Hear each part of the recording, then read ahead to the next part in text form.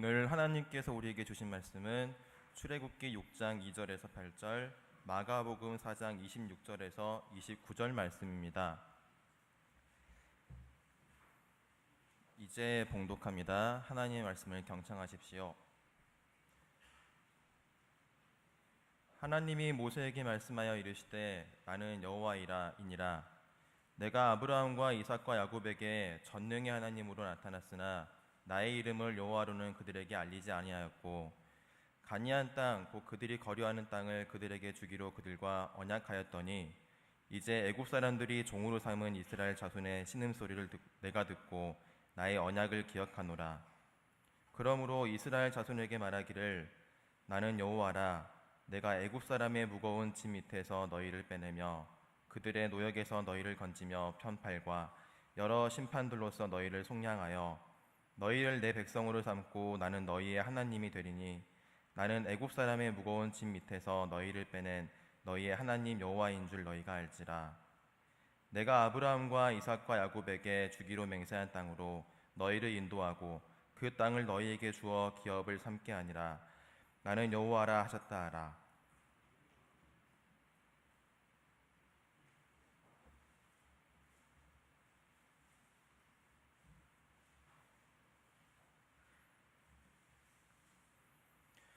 또 이르시되 하나님의 나라는 사람이 씨를 땅에 뿌린 것 같으니 그가 밤낮 자고 깨고 하는 중에 씨가 나서 자라되 어떻게 그리 되는지를 알지 못하느니라.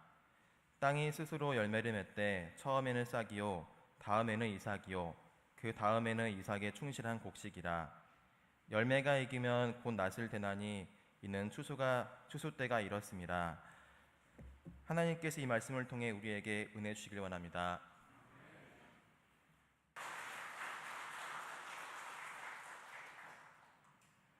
내일 8월 15일은 저희 민족이 일본 식민지로부터 해방된 지 71주년을 기념하는 날입니다.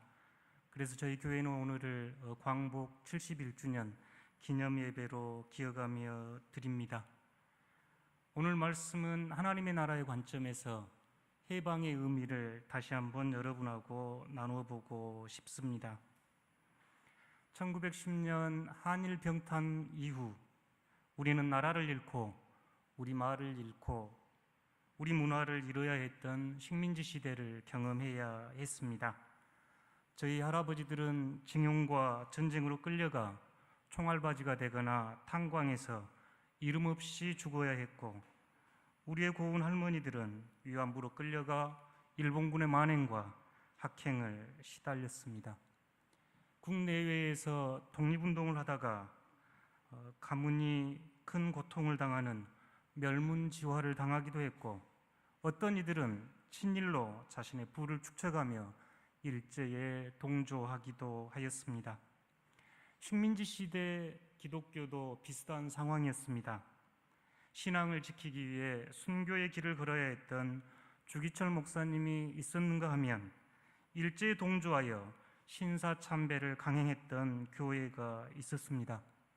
한국교회 신앙의 원죄라고 부르는 신사참배는 기독교 신앙인들에게 씻을 수 없는 깊은 상처와 좌절을 주었고 해방 이후에 교회 분열의 원인이 되기도 했습니다. 태평양 전쟁이 한참 진행될 때 교회는 일본의 신사를 향해서 황성요배를 단행하였고 이에 저항하는 교인들은 출교하였거나 감옥을 가야 했던 암울한 시대가 일제 시대였습니다. 일제는 또한 기독교인들에게 성경을 제한하여 읽고 찬송가를 제한하였으며 설교를 제한하였습니다. 1940년 일제 검찰이 마련한 성서 찬송가에 대하여 재검토할 것이라는 항목에는 구약 성경과 계시록을 읽지 못하게 하였습니다. 또한 설교에 대한 지침도 내렸습니다. 그들은 설교는 그리스도의 복음 해석에 중점을 둘 것이라고 이야기하면서 그리스도의 복음이 개인 영혼과 관련이 있고 이 사회적 변혁과는 무관한 것이라고 설교하게 지침을 내렸습니다. 예수님의 하나님의 나라에 대해서는 하나님의 나라는 마음에 일어나는 것이지 현세적 정치 형태와 관련이 없는 것을 명확하게 설교하라고 설교 지침을 내렸습니다. 오늘 저희가 읽은 이 본문은 일제시대에는 설교할 수 없었던 출애굽기의 내용입니다. 성서를 읽는 이들은 이 출애굽기가 구약의 핵심 메시지인 것을 알고 있습니다. 종되었던 이스라엘 민족을 애굽에서 해방으로 인도하신 정의와 평화와 생명의 하나님에 대한 이야기가 이 출애굽기에 나와 있습니다. 호렙산에서 하나님은 모세에게 출애굽의 사명을 허락하시고 이 6장에서 모세와 아론은 드디어 애굽에서 출애굽을 선포합니다. 그에 앞서 하나님께서는 자신이 여호와임을, 자신이 이스라엘과 새로운 사랑의 관계를 맺는 하나님임을 다시 한번 선포하며 기억하게 합니다. 그리고 이스라엘의 구원의 하나님으로서 여러분들을 이집트의 무거운 짐에서 빼어내며 그 고역에서 건지며 편팔과 큰 재앙으로 이스라엘 민족을 구송하며 이스라엘을 자기의 백성으로 삼고 당신은 이스라엘 백성이 하나님의 대리라고 선포합니다. 그러기에 출애굽의 사건은 구약의 중심 사건이 되었고 단지 모세 오경뿐만 아니라 예언서와 잠언, 시가서 모든 성경의 중심이 되었기에 일제는 구약성서 읽기를 금하였습니다. 저희는 신약 본문을 통하여 예수님의 하나님의 나라에 대한 가르침을 읽었습니다. 성서를 연구하는 이들은 예수님 가르침의 핵심이 하나님 나라에 있다고 동의합니다. 마가복음 1장에서 예수님은 공생의 첫 말씀은 때가 찼습니다, 하나님의 나라가 이르렀습니다 라는 선포였고, 마태복음 6장을 통해서도 여러분 먼저 하나님의 나라를 구하십시오, 그리고 주기도문을 통하여서도 하나님의 나라가 이 땅에 오시기를 기도하였습니다. 사실 하나님의 나라는 역설로 가득 차 있습니다. 오늘 씨앗 비유를 읽어보면 하나님의 나라는 땅에 씨앗을 심는 것 같이 이미 와 있지만 아직 수확대가 거리가 있는 것처럼 아직 임하지 않는 나라이기도 합니다. 그래서 저희는 지금도 아버지의 나라가 이 땅에 임하기를 기도하고 있습니다. 오늘 본문을 통해서 하나님의 나라는 그럼에도 불구하고 자라고 성장하고 언젠가는 열매를 맺고 수확에 이르는 확신이 들어있는 본문이기도 합니다. 오늘 출애굽과 하나님의 나라를 연결해서 저희 삶에 적용을 좀 해보도록 하겠습니다. 우리 민족은 일제로부터 해방을 맞이했지만 여전히 친일 세력을 청산하지 못했습니다. 그들은 다시 미군정과 군사 독재에 기생하며 더 깊게 뿌리내리고 여전히 영향력을 미치고 있습니다. 그리스도인으로도 심각하게 보여지는 것은 한국 교회 신앙 또한 이 일제가 요구했던 신앙에서 크게 벗어나지 못하고 있는 점입니다. 이제 우리는 하나님 나라를 향한 새로운 출애굽을 꿈을 꾸어야 합니다. 사실 여러 가지 중요한 이슈들이 떠올랐습니다. 한없이 더워져가는 이 지구온난화 문제, 그리고 핵 위협과 핵 발전소 문제, 사드 등 전쟁과 평화 문제 등 다양한 이슈들이 있겠습니다만 두 가지만 여러분과 좀 나눠보려고 준비를 했습니다. 하나는 신앙의 태도이고 다른 하나는 삶의 태도입니다. 이 짧은 시간에 이 두 주제를 여러분에게 전달하는 것은 무리가 있고 입장에 따라 다양한 해석이 가능하겠습니다. 다만 해방을 축하하고 다시 생각하는 이 시점에 우리가 하나님의 나라에 대해서 어떤 꿈을 꾸고 있는지 하나님의 나라를 바라는 저의 질문이라고 생각하시면 좋겠습니다. 첫 번째는 근본주의 신앙에서 벗어나서 하나님 나라를 지향해야 합니다. 저희가 근본주의 신앙은 다음 몇 가지 사례를 통해서 드러납니다. 성소수자에 대한 차별과 혐오를 선동하고 조장하는 형태의 신앙입니다. 시청 앞에서 태극기와 성조기를 흔들며 종북 좌익 척결과 미국을 친송하며 부채춤을 추고 기도하는 모습입니다. 영적 전사를 자처하며 많은 젊은이들을 선동했던 찬양단체 리더의 성폭력 등입니다. 이러한 사건과 사고에는 다양한 원인이 있겠습니다만 이들이 가진 공통점은 근본주의 신앙이라는 것입니다. 근본주의 신앙의 가장 큰 주장은 성경의 문자적 무오설에 관한 것입니다. 쓰여진 그대로 믿고 지켜야 한다는 것입니다. 일면 맞는 이야기 같습니다만 이들은 현재 보편적으로 받아들여지고 있는 성경에 대한 역사 비평에 대한 이해를 받아들이지 않습니다. 그들은 여전히 여성을 차별하며 여성 안수를 거부합니다. 노예가 있었을 시절에는 성경 구절을 인용하여 노예 제도를 찬성했습니다. 군사 쿠데타나 군사 독재가 있었을 때에도 이들은 성경을 인용하며 그들을 지지하는 행위를 보였습니다. 근본주의 신앙의 가장 큰 문제는 다른 이들, 타종교인을 대화의 대상이 아니라 정복의 대상으로 보며 배타적이고 공격적으로 대하는 것입니다. 낙태, 혼전 순결, 창조론, 방공, 동성애 이슈에 대해서 자신들을 의로운 영적 투사로 자처하며 근본주의적 편견이 마치 올바른 신앙인 것처럼 확대 재생산하고 있습니다. 이러한 현상에 대해서 이화여대 장윤재 교수는 그들은 매우 화가 난 기독교 보수주의자들이라고 칭했습니다. 이 근본주의 신앙을 대표하는 이가 매첸이라고 하는 신학자였습니다. 그는 이렇게 이야기를 합니다. 나는 그리스도의 보혈 위에 다른 방법을 통해 하나님께 가려는 이들을 위해서는 정성껏 기도할 수 있으나 여기까지는 동의하고 문제가 없습니다. 그 다음이 문제입니다. 절대로 그들과 함께 기도할 수 없다. 절대로 그들과 함께 기도할 수 없다는 이 생각들은 자신의 신앙이 절대적으로 옳고 타 교회 신앙을 부정하며 극단적인 분열을 조장하였습니다. 그렇다면 저의 질문은 이런 근본주의적 신앙 태도가 예수님의 가르침에 비추어 정당한지 건강한지 묻고 싶습니다. 하나님 나라의 관점에서 과연 그들의 신앙의 태도가 옳은 것인지 묻고 싶습니다. 독재를 옹호하고 전쟁을 부추기며 가난한 이들이 처한 현실을 무시하고 개인의 영혼 구원에 집착하는 신앙이 과연 예수께서 우리에게 가르쳐 주었던 신앙인지 아니면 성경이 가르치는 신앙인지 그들의 독선과 분열, 공격성 안에 예수의 가르침이 들어있는지 저는 질문을 던져봅니다. 이러한 질문 앞에 복음서를 다시 펴서 읽었습니다. 마태복음 5장 38절 이하의 예수님의 말씀입니다. 눈은 눈으로, 이는 이로 하신 말씀을 여러분은 들었습니다. 그러나 저는 이렇게 말합니다. 안가품하지 마십시오. 누가 오른뺨을 치거든 왼뺨마저 돌려대고 또 재판을 걸어 속옷을 가지려고 하거든 겉옷까지 내어주십시오.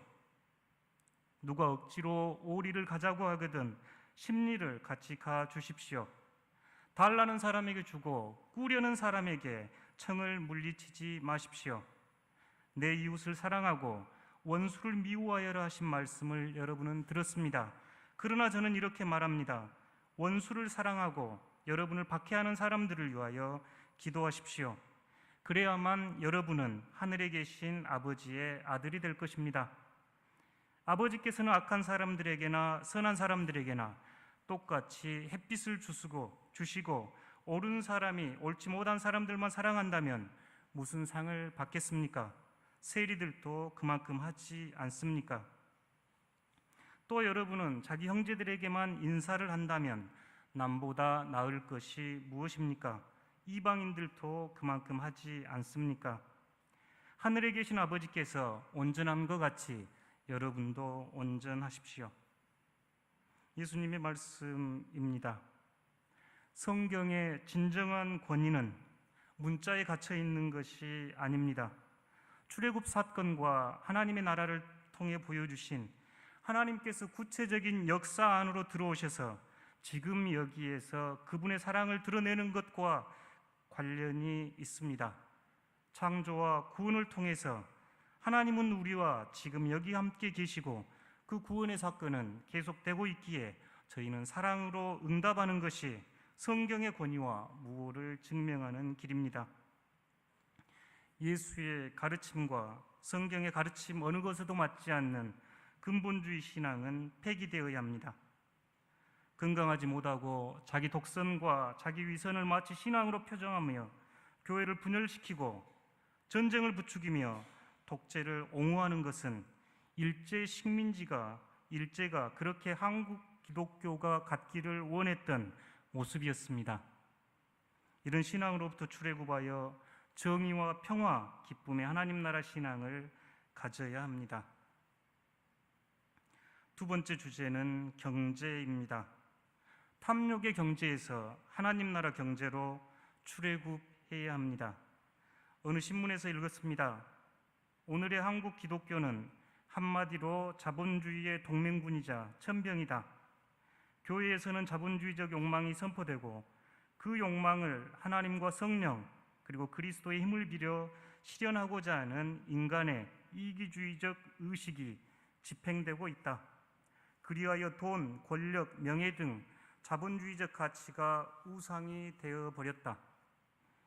이러한 비판이 과장되고 옳다고 할 수는 없을지라도 이러한 비판을 받는 것이 목사인 저의 책임이다 싶어 스스로 부끄럽게 반성합니다. 우리가 살아가는 이 세상은 인간의 욕망, 탐욕을 극대화하는 경제 체제입니다. 타인과 자연을 파괴하여 자신의 욕망을 실현하며 이러한 세상에 잘못이 있다고 비판해야 할 유일한 곳이 종교인데 종교마저 그 기능을 상실하였습니다. 하루에 1,500원 이하로 사는 층을 절대 빈곤층이라고 하는데 세계 인구의 3분의 1이 1,500원 이하로 사는 절대 빈곤층입니다. 1%의 부유층이 전 세계 재산의 절반을 가지고 있습니다. 2016년 1월 옥스팜의 보도에 따르면 세계 최고 부자 85명이 세계 인구 절반인 35억 명의 재산을 합친 것과 같습니다. 한국도 부의 편중에 대한 심각성의 보도가 계속 따르고 있고 더욱더 문제가 되는 것은 이에 부의 편중이 갈수록 심화되는 현상입니다. 유니세프의 보도에 따르면 5세 이하의 어린이가 하루에 16,000명 죽습니다. 저희가 예배드리는 이 1시간 700명의 아이가 죽습니다. 여러 질병이 직접적 원인입니다만 가장 큰 원인은 빈곤과 가난입니다. 아프리카는 왜 가난해야 합니까? 왜 이 사회는 이렇게 경제 양극화로 신음하고 있어야 합니까? 한쪽에서는 남아도는 부를 주체하지 못하고 다른 한쪽으로는 배고픔으로 죽어가야 합니까? 가장 큰 원인은 탐욕을 극대화하는 현재 경제 체제입니다. 이미 1970년 우부와 스날은 자본주의는 타락한 완벽한 종교라고 비판하였습니다. 이미 1925년에 월터 벤자민은 자본주의는 종교라고 이야기를 했습니다. 막스 베버는 자본주의 정신에서 자본주의의 영이라는 말을 사용합니다. 쇼핑센터는 우리의 성전이 되었고 자본가들은 우리의 목회자가 되었으며 광고는 우리의 욕망을 자극하는 찬송가가 되었습니다. 사회학자들의 분석보다 예수님의 가르침은 보다 더 급진적입니다. 예수님께서는 마태복음 6장 24절에서 아무도 두 주인을 섬길 수 없다고 이야기하면서 여러분은 하나님과 만몬을 함께 섬길 수 없다고 이야기했습니다. 부자들에 대해서 너희 부유한 사람들은 화가 있습니다. 너희 배부른 사람들은 화가 있습니다. 재산을 가진 사람은 하나님 나라에 들어가기가 어렵습니다. 부자가 하나님 나라에 들어가는 것보다 낙타가 바늘기로 들어가는 것이 더 쉽다는 것이 예수님의 가르침이었습니다. 그럼에도 불구하고 교회는 가난에 대한 설교가 점점 듣기 어려워졌습니다. 가난한 사람이 복이 있다는 예수님의 가르침 대신에 예수 믿으면 부자가 된다고 가르치고 있습니다. 여전히 어린아이들이 죽어가는데 부자가 되는 것이 하나님의 축복이라는 것은 도대체 어디에서 유래된 거짓된 복음입니까? 예수의 가르침을 따르기 위해서 이러한 질문을 하면 그들은 매도합니다. 브라질의 카라라 대주교가 했던 유명한 말입니다. 제가 가난한 사람들에게 빵을 주었을 때 그들은 저를 성인이라고 불렀습니다. 그러나 내가 그들이 왜 가난한지 물었을 때 그들은 저를 공산주의자로 매도했습니다.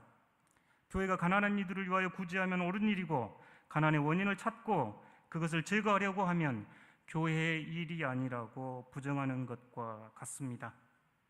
오늘 저희 그리스도인들은 욕망을 극대화하는 이 체제에서 출애굽하여 하나님의 나라에 대한 꿈을 꾸어야 합니다. 예수를 따르려는 부자 청년에게 예수께서는 가서 내 가진 것을 다 팔아서 가난한 사람에게 주어라. 그리고 와서 나를 따르라고 하셨습니다. 예수를 따른다는 것, 예수께서는 부에 대하여 극대로 민감한 경계심을 드러냈고 소유한 것을 포기하여 재물을 가난한 이들에게 재분배하라는 것이 신앙의 핵심적인 가르침이었습니다.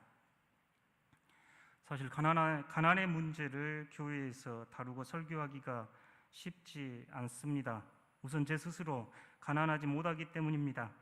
또한 일제식민지, 6.25 전쟁의 배고픔과 가난, 기아의 고통을 경험했던 저희 부모님의 세대가 이 가난으로부터 벗어나기 위해서 얼마나 헌신적으로 노력했는지를 보았기 때문입니다. 그러나 지금은 새로운 꿈을 꾸어야 합니다. 구약학자 데이비드 도브는 출애굽의 의미는 주인이 바뀌는 것이라고 설명했습니다. 바로에서 하나님으로 주인이 바뀌는 것이 출애굽의 의미였습니다. 하나님의 나라는 삶의 주인이 로마 황제가 아니라 하나님이라는 예수님의 선포였습니다. 우리들의 출애굽은 물질, 만몬이 우리의 삶의 주인이 아니라 하나님의 통치가 하나님이 우리의 중심이라는 하나님 나라로 출애굽할 때입니다. 말씀을 맺도록 하겠습니다. 신앙의 여정을 걸으면서 늘 마음에 새기는 알버트 놀란의 이야기입니다. 그리스도인이든 아니든 대체로 우리는 예수를 진지하게 받아들이지 않습니다. 간혹 특별한 예외가 있겠지만 대개는 원수를 사랑하지 않고 다른 뺨을 돌려대지도 않습니다. 7번씩 70번을 용서하지도 않고 나를 저주하는 사람들에게 복을 빌어주지도 않습니다. 가난한 이들에게 내 것을 나누어주지도 않고 하나님께 모든 희망과 신뢰를 두지도 않습니다. 그러면서 우리는 저마다 변명거리를 가지고 있습니다. 이 이야기를 읽고 저의 모습을 고발하는 것이었기에 너무나 부끄러워서 늘 가슴에 새기고 있습니다. 오늘 우리는 정말 예수를 진지하게 받아들이는 법을 배워야 합니다. 예수께서 가르치셨던 그 복음을 예수님의 눈으로 다시 읽을 때가 되었습니다. 일제의 억압과 압제로부터 해방된 지 71년입니다. 저희는 하나님 나라를 향한 새로운 꿈을 꾸어야 합니다. 배타적이며 공격적이고 근본주의적 신앙에서 벗어나서 하나님 나라의 공의를 향한 신앙의 꿈을 꾸어야 합니다. 전쟁을 노래하는 이들에게 협조하는 신앙이 아니라 하나님 나라의 평화와 샬롬을 꿈꾸어야 합니다. 1%가 99%를 독점하는 욕망과 탐욕이 지배하는 만몬의 식탁이 아니라 오병이어의 기적이 일어나는 하나님 나라 잔치에 대한 꿈을 꾸어야 합니다. 잠깐 말씀을 생각하면서 침묵하도록 하겠습니다.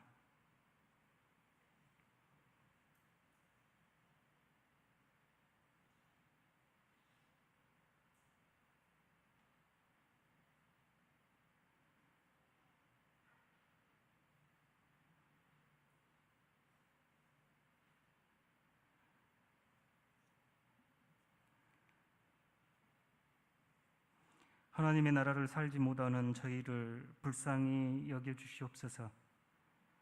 예수님의 가르침을 진지하게 따르지 못하는 저희를 용서하여 주시옵소서. 우리의 욕망을 내려놓지 못하고 우리의 주장이 예수님의 가르침인 것으로 둔갑시킨 우리의 거짓을 밝혀 주시옵소서.